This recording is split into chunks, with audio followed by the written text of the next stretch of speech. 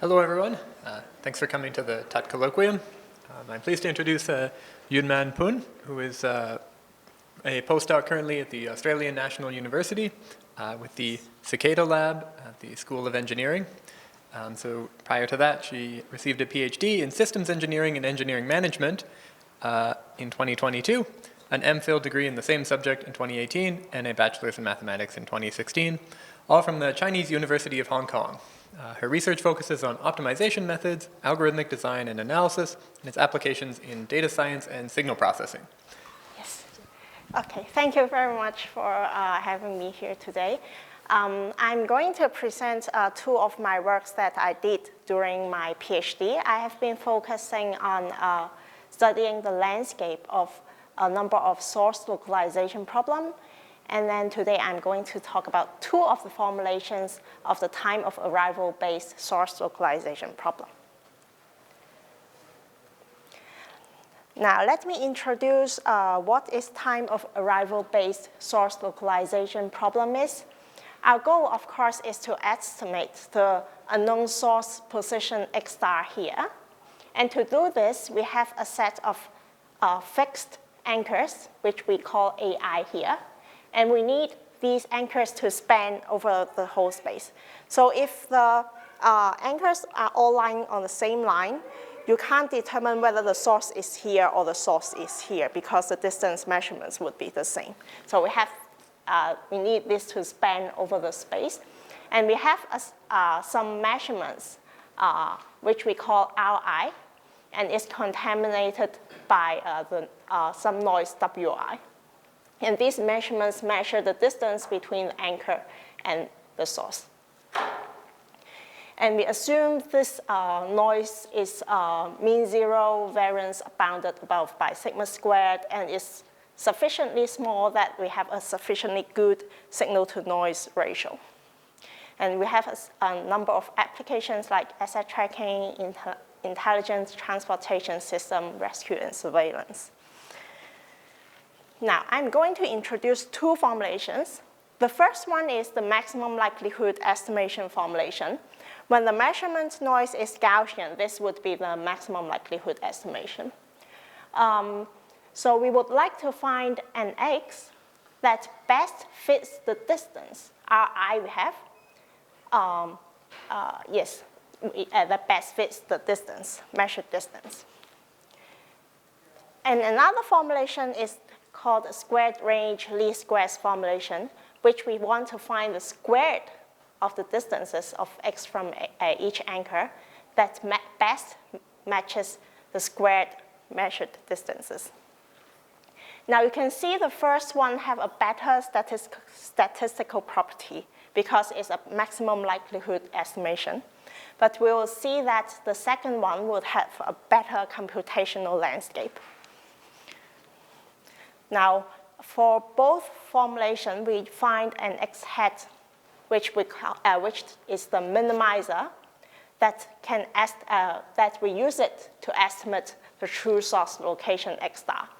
So what I meant by better statistical property is that the minimizer of this problem is closer to the true source location. But it's easier to find the minimizer of the second problem. So it means this is what I meant by better computational properties. Okay. Now I will first talk about the maximum likelihood estimation problem, which we want to find an x that best match the measured distances. Again, this x hat is just an estimate of the true source location. Before talking about my result, I would like to first talk about some related works that have somehow give some insights that the problem have some good structure. The first is the semi-definite relaxation. When we do the semi-definite relaxation, actually, in Beck's work, they have shown one of the solutions has rank 1. Now let me talk about it in detail. If we write the norm as gi, the distance of x from ai as gi, and then we can rewrite the problem formulation like this. And we do semi-definite relaxation that we introduce a big matrix G, a big matrix X, that is the outer product of the stack of vectors G and 1, G transpose 1, X transpose 1. And we would have the semi-definite relaxation, that is, we have the minimization of the GI squared. So we have the diagonal of GII, and we have the cross term here and our I squared here. And here we have the squared the distances constraints, so we can write in this way. And we have the last element of G and last element of X to be 1, and we have both semi-definite, both matrices to be positive semi-definite. And we call it relaxation because we drop off the rank 1 constraint.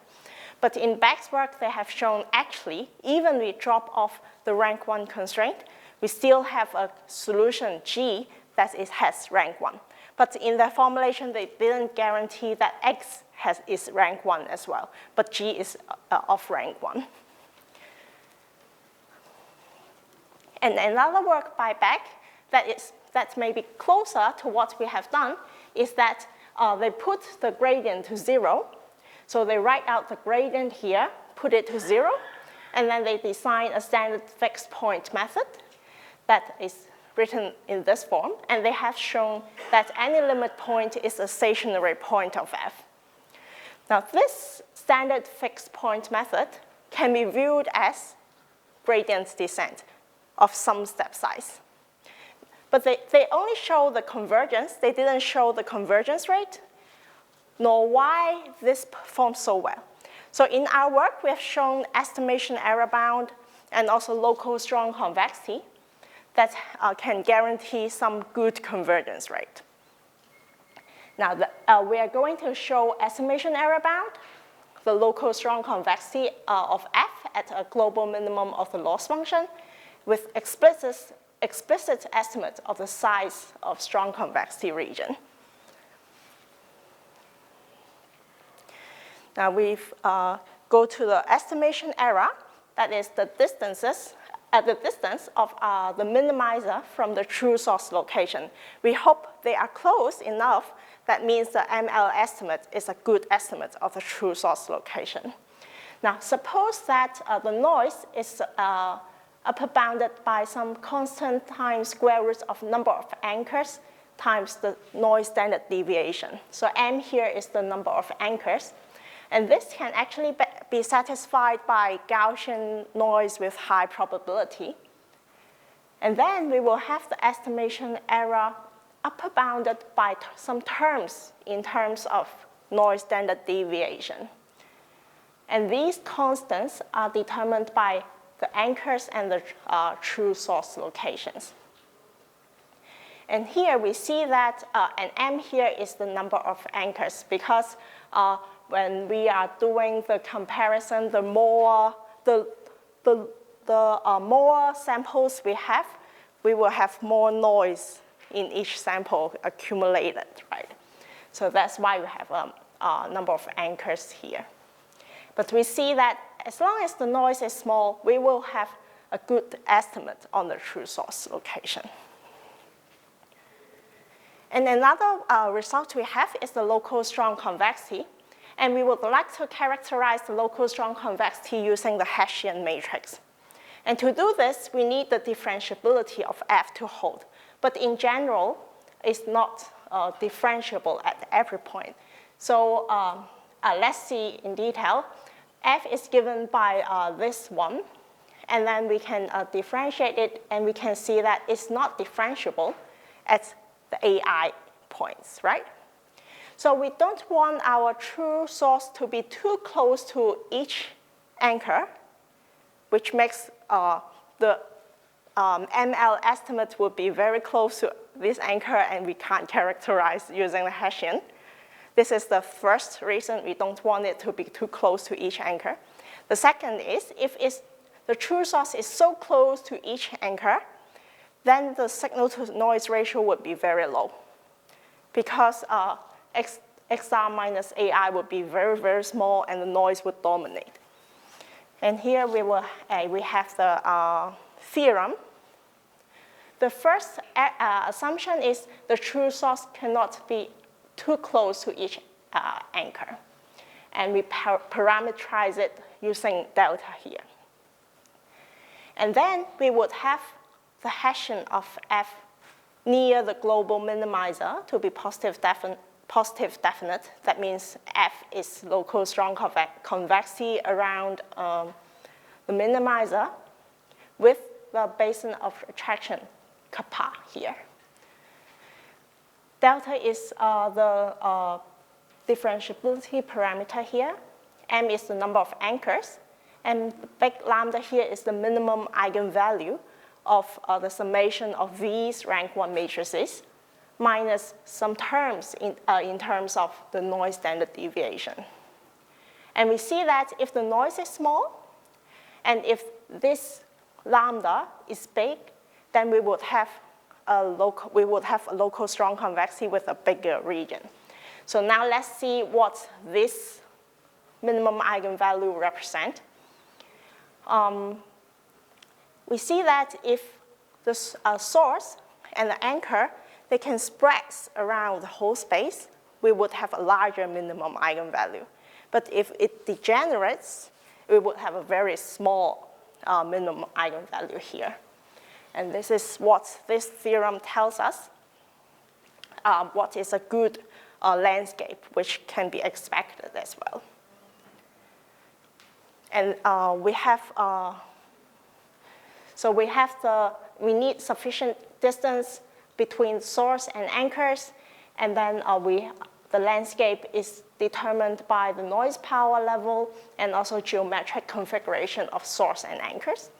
And of course, we have an implication together with smoothness, we would have linear convergence of gradient descent with proper initialization. So we have given the convergence rate in our work with proper initialization. And the second formulation I would like to talk about is the least squares formulation, which we do the square term here, and then we would like to find the best x that best matches these squared distances. And again, we call x hat as the minimizer, and we use this minimizer to estimate the true source location. Most work, when they address this formulation, they would put the norm of x squared to alpha. So we have x squared, x minus ai squared minus ri squared, and we just expand that term, and then we would have this formulation. And this would give us some good properties, actually.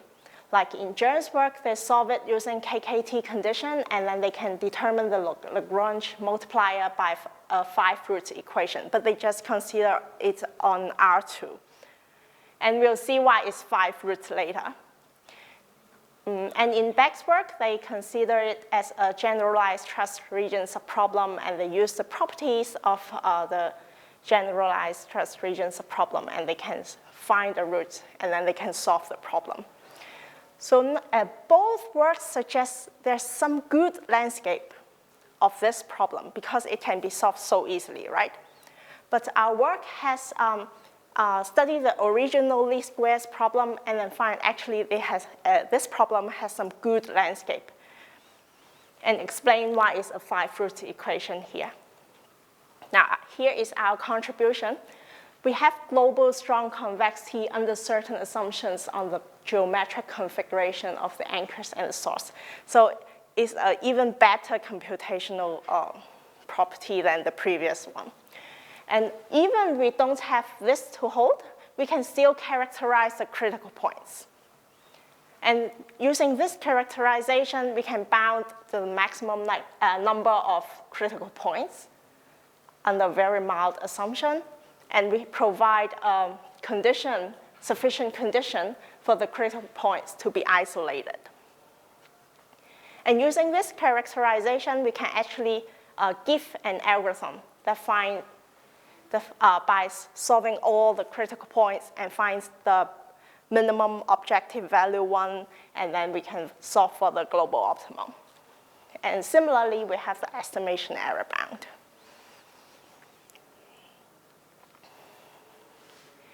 The key of our analysis is to do everything through the centroid of anchors, which we call C here.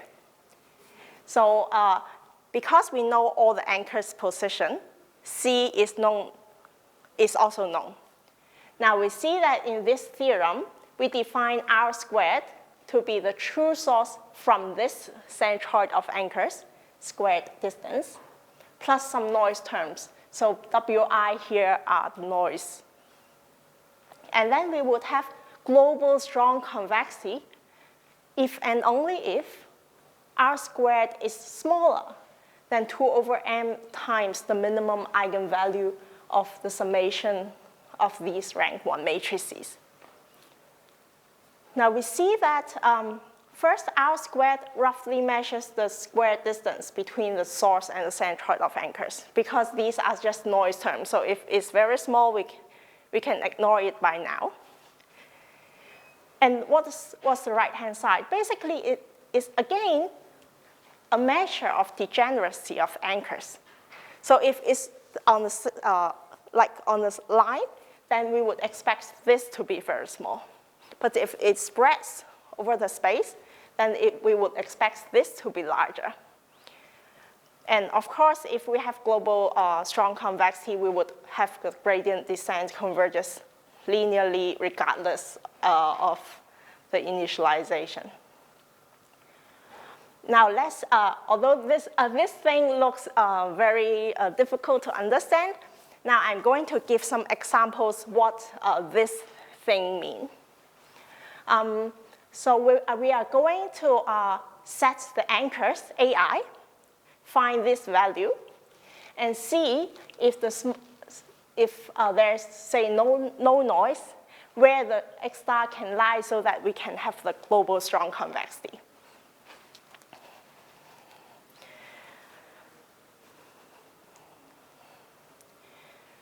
So for the first figure, if we set 4 anchors, say L with radius L, so 4 anchors here, if the source lies inside this circle, basically we would have the global strong convexity. This is the R2 example. Now let's see an R3 example. If we have a cube with length 2L, so we set the anchors at the vertices of the cube. So like L, L minus L, L minus L, L, like this. So we set eight anchors. We would have a ball as long as the source is inside this ball with a radius square root 2 times L. We would have the global strong convexity. Now, let's see some less regular examples. If we set the anchors less regular, we can see that the source has to lie in a smaller region to have the global strong convexity. And if it degenerates like this, the anchors degenerates like this, we can only have the source lying like in this small circle to have global strong convexity, meaning if the source is outside, we won't have global strong convexity.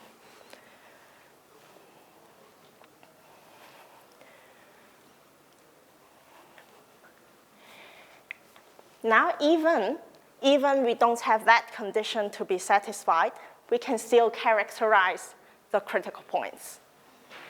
Now, again, we are using the centroid of anchors. We would, using this, for every point, we can write it as C plus some V, right? Now, we can write the gradient of F at C plus some V as 4m, m is the number of anchors, norm of v squared times v plus the Hessian of f at c times v plus the gradient of f at c.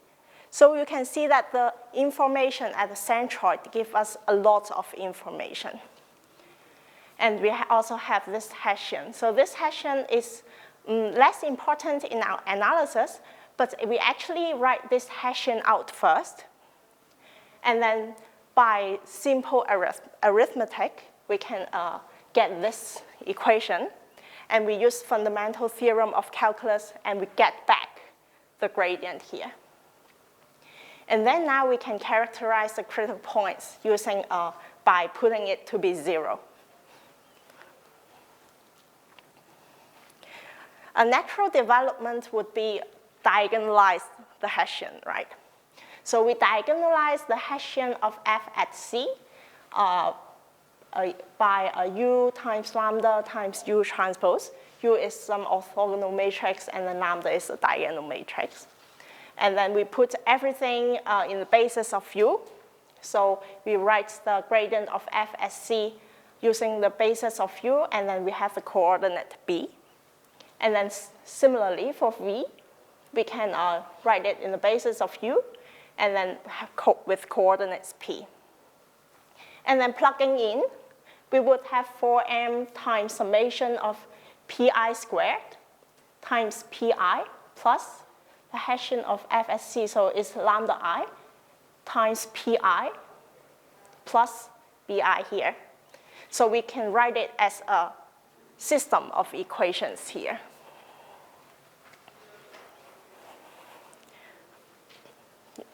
Now, let us assume bi is not equal to 0 by now, because if it's 0, and then pi, we can pull pi out, and then pi has to be equal to 0 or 4ms plus lambda I equals 0.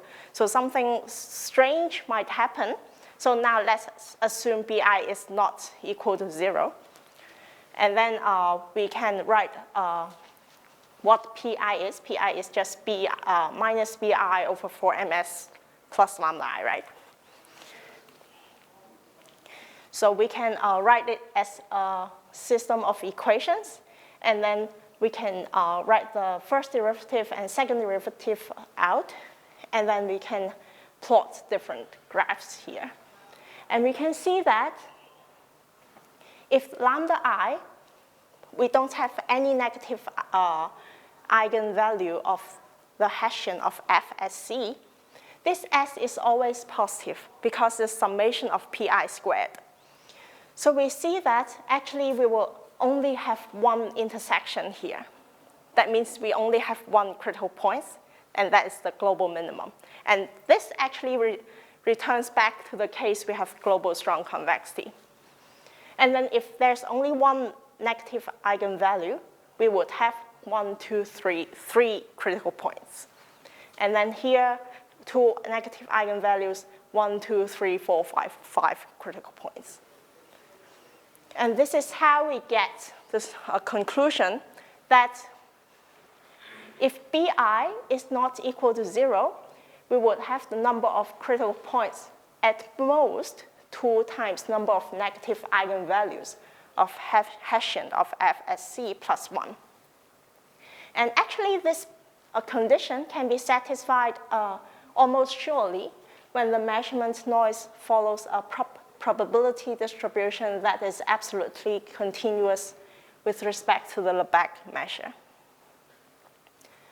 And actually, when we don't have this condition hold, we don't have noise distribution assumption hold, it is possible that the critical points of the least squares problem are not isolated, and I'm going to show you. Now let's see the first example. A tight bound, our bound on the number of critical points is actually tight. So we see that, so it's not that clear here, I'm so sorry. We have a source here, and then we have 5 anchors, 1, 2, 3, 4, 5 here. and then we solve for all the critical points, we will have 1, 2, 3, 4, 5 critical points here. And actually, if we plot the system out, it would look like this. So we have 1, 2, 3, 4, 5 here. And actually, in our experiments, we can, because after solving all the critical points out, we can see the properties of each point, right? So basically, this would be the maximum, and then there will be 2 saddle points, and then 1 local minimizer and 1 global minimizer. And the second example is the degenerate critical points. So assume the source is located at 2, 0, 0, and we have 8 anchors with noiseless measurements. We will see that F possesses a circle of critical points which are not isolated. And in fact, in R2, even if we have noiseless measurements, we won't have non-isolated critical points. It only happens in the R3 case.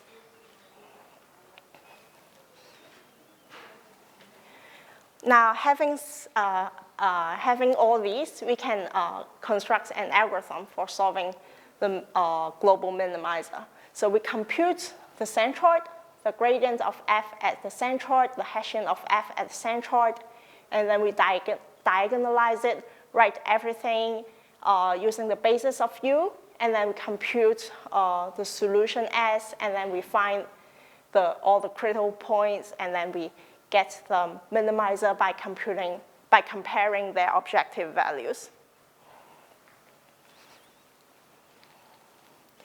So the advantage of this algorithm is that we have used the geometry, and then we don't need to compute matrix inverses repeatedly. And there's also one hidden advantage, is that the most computationally heavy part is computing the diagonalization of the Hessian of f as C. But actually, it is this matrix and this matrix, summation of AI minus C, these rank 1 matrices are simultaneously diagonalizable. So F depends on the measurements, depends on the noise, but this one, no, just the anchor's position. So even if you have different sources using the same set of anchors, you can always have the same diagonalization using the same basis. And we also have the estimation error bound, which is similar to what we have for the maximum likelihood estimation formulation. That is, the minimizer is not too far away from the true source by some noise terms here. And again, we have some number of anchors. I think probably, yeah, number of anchors there. I'm not sure whether I've missed anything here. Yeah. And then this K is the minimum eigenvalue, again, of the rank 1 matrices. And let's take a look at some numerical results. And basically, we consider 2 examples. The first one is the true source lying in the convex hull of anchors. And the second one is the true source lying outside of the convex hull of anchors. And we are comparing with our algorithm is a blue line, CPFA, critical point finding algorithm. The red dots are the Beck's method. And then the green line is the semi-definite relaxation. So we are comparing different global methods. And the y-axis is the mean squared error, and then the x-axis is the average noise power. We see that a semi-definite relaxation do the best job in terms of accuracy for both cases. But of course, semi-definite relaxation would require a higher computational power. So this is the time, and this is average noise power. And we see that even our method the Beck's method is having similar accuracy, our method is much faster than Beck's method in both cases.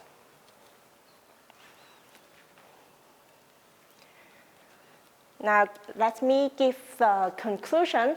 We have talked about two formulations. The first one is the maximum likelihood estimation formulation, and the second one is the squared range least squares formulation. And we have talked about the estimation error bound and local strong convexity at around its global minimum for the first formulation. And the second formulation, we have talked about the global strong convexity under certain condition on the geometric configuration of the anchors and source and the measurement noise. Also, we characterize the critical points, which give us a good algorithm for solving a global solution. And we also give an estimation error bound.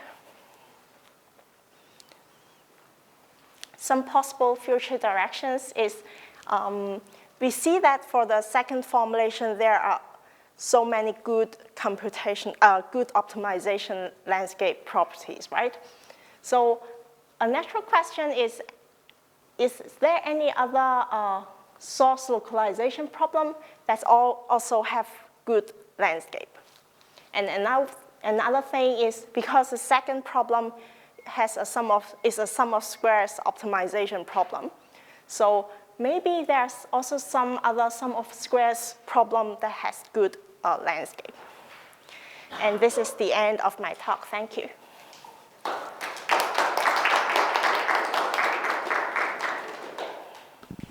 Thanks. If there's any questions, please wait for the mic.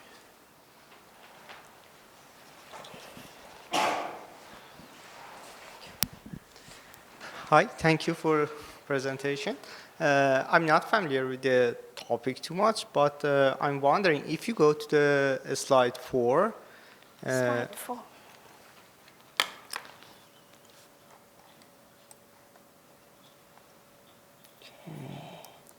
Yes, the next slide. Okay. This is refresh.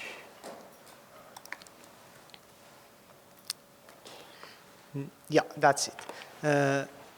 What would happen if we change the norm? I mean that instead of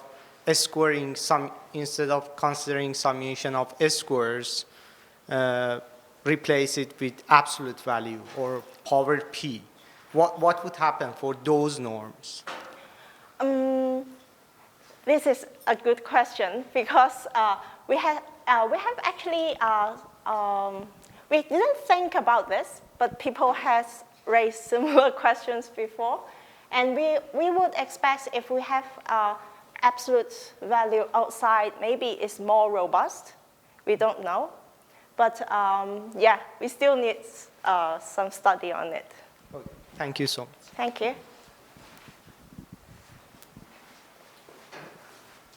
Other questions?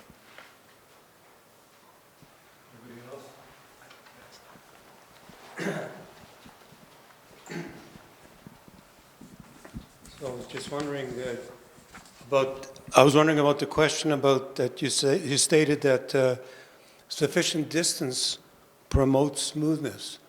So it seems like, is there a fight going on in the sense of sufficient distance promotes smoothness, but then sufficient distance increases the error, the noise? Sufficient distance. Does the distance increase the noise? I think the sufficient distance, I mean the true source from each anchor. So I'm not sure whether delta is large enough here.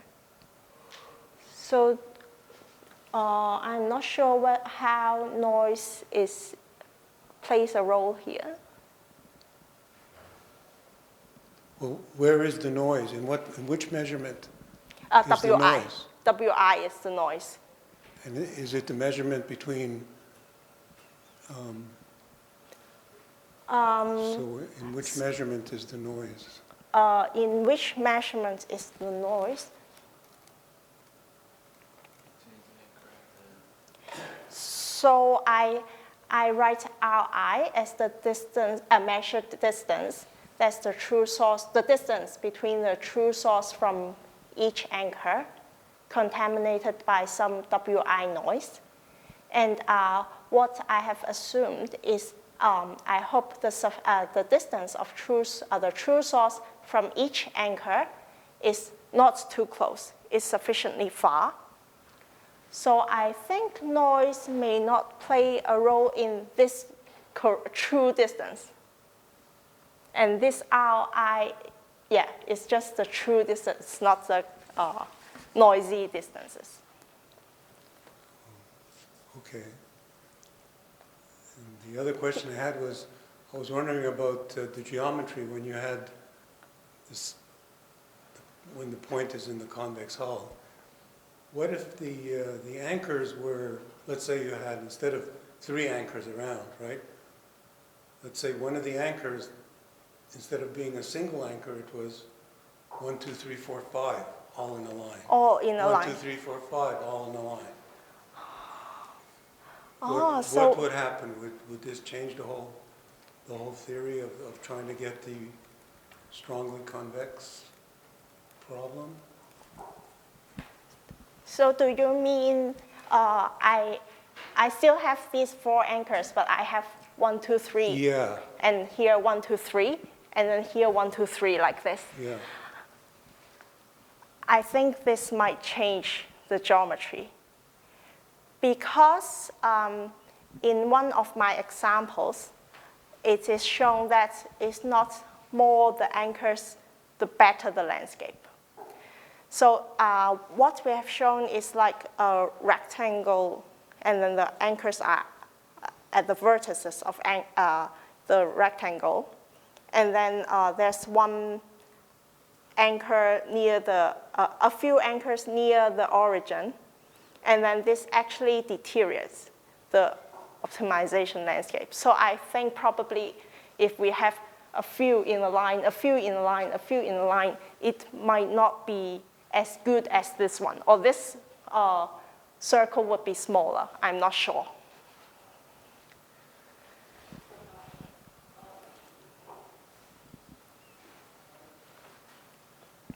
If I'll let myself ask a follow-up to that, I had kind of the same question because it seems really strange to me that you could have 4 perfectly good anchors and then give yourself more information, like maybe a cluster of anchors around one point, and have it get worse. Does that then, is there kind of another algorithm where you could kind of take a big set of anchors and then pick the best subset and then go from there? Is that something you've... Yes, Okay. it could be the case, yes. Okay. Thank you.